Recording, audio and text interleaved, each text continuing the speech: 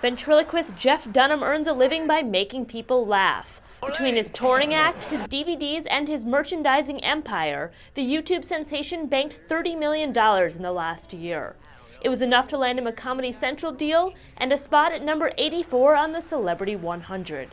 Dunham sat down at his Los Angeles home with his infamous character Walter, a cranky and sarcastic retiree, to speak with Forbes about his skyrocketing and unconventional career.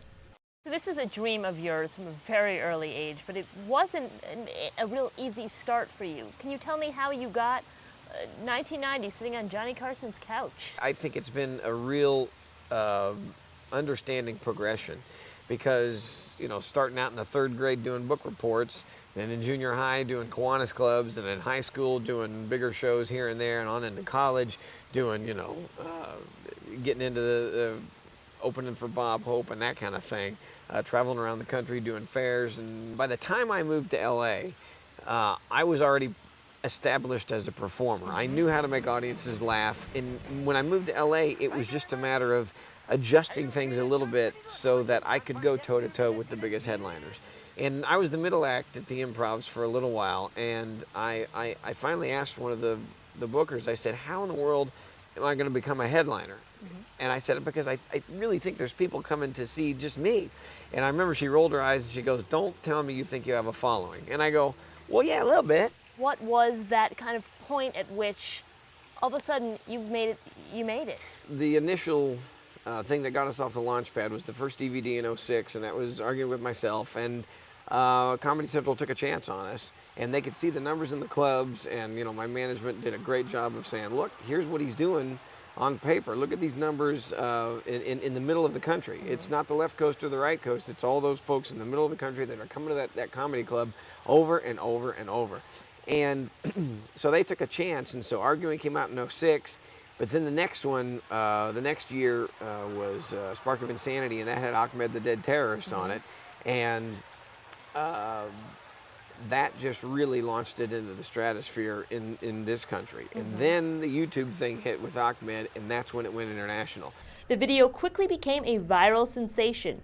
It's been watched nearly 200 million times, making it the fourth most watched online video ever.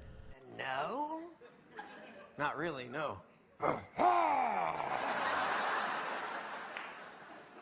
You know, there's things that I've dreamed of and I've hoped for and I've worked for since I was 8 years old, and that's pretty much what started happening a year or two ago. The one piece that has been a complete surprise to me is the international thing, and that's all thanks to YouTube. One of the things when I knew it had finally hit an international level is when my cousin, who's a Marine stationed in Germany, said he was going through a checkpoint with the German guard, and the guard saw his last name and he goes, oh, do you know this Jeff Dunham? And my cousin Holden, he goes, oh yeah, he's my cousin. And the German guard pulled out his cell phone and showed my cousin the clip of Ahmed on his phone. So you not only have to worry about growing that audience internationally, you also have to worry about maintaining it. It's like a rock band. You have those hits, and when you go see that rock band, you want to hear a few of the hits. You want to hear the stuff you love. But at the same time, if that's all they did, then it becomes sad. So they have to introduce the new stuff in the show as well. So we do the same thing. Yeah, we got a couple old bits and then a bunch of new stuff.